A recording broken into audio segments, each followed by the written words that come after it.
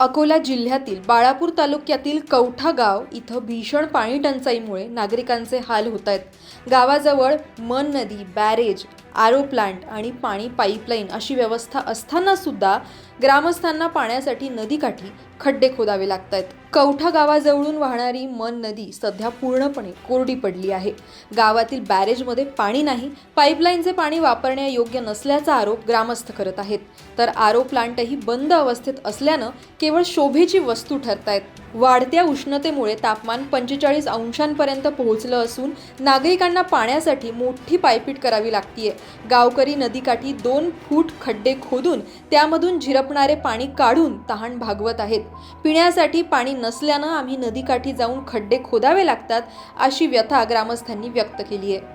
खारपान पट्ट्यातील कवठा गावात पाण्याची समस्या गेल्या अनेक वर्षांपासून कायम असल्याचा दावा ग्रामस्थांनी केलाय। मन नदीतील विहिरीतून केवळ 15 मिनिटे पाणी मिळतं, त्यामुळे गावातील महिला आणि पुरुषांचा दिवसातला 2 ते 3 तास वेळ पाणी भरण्यातच जातो। सकाळी शेतमजुरी करून परतल्यानंतर भर उन्हात नदीकाठी झिरे खोदून पाणी काढण्याची वेळ ग्रामस्थांवर आली आहे।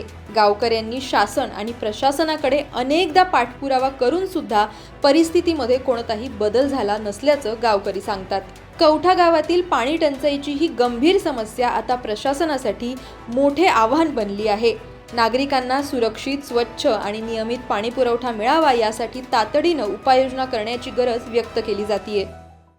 नमस्कार, माझं नाव सागर घ्यारे, राहणार कवठा, तालुका बाळापूर, जिल्हा अकोला। आमच्या गावाची समस्या पाणी टंचाई।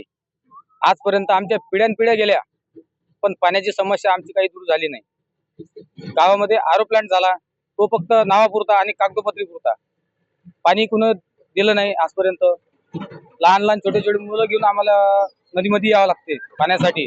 आज 43 तापमान आहे उन्हाचं, तरी आम्हाला नदीमध्ये पाण्यासाठी यावं लागते। आम्ही भरपूर ठिकाणी कंप्लेंट केल्या, पण पाण्यासाठी अजून कोणी समोर आलं नाही। आमच्या नदीमध्ये विहीर आहे, विहिरीचं पाणी सुद्धा म्हणजे 5 मिनिटं काहीतरी टप्पा मारते, बंद होऊन जाते। पाण्याच्या समस्येसाठी फक्त आम्हाला एक आहे तेवढा जिरा। भरपूर आम्ही केलं, पण काही झालं नाही अजून पाण्याचं। लोकप्रतिनिधीकडून काय रिस्पॉन्स आला नाही? नाही, रिस्पॉन्स कोणाचा झाला नाही आजपर्यंत। दरवर्षी असे येतात म्हणजे आमच्या पिढ्यानपिढ्या भरपूर गेल्या पाण्यामध्ये, पण तरी पाण्याची समस्या अजून काही दूर झाली नहीं।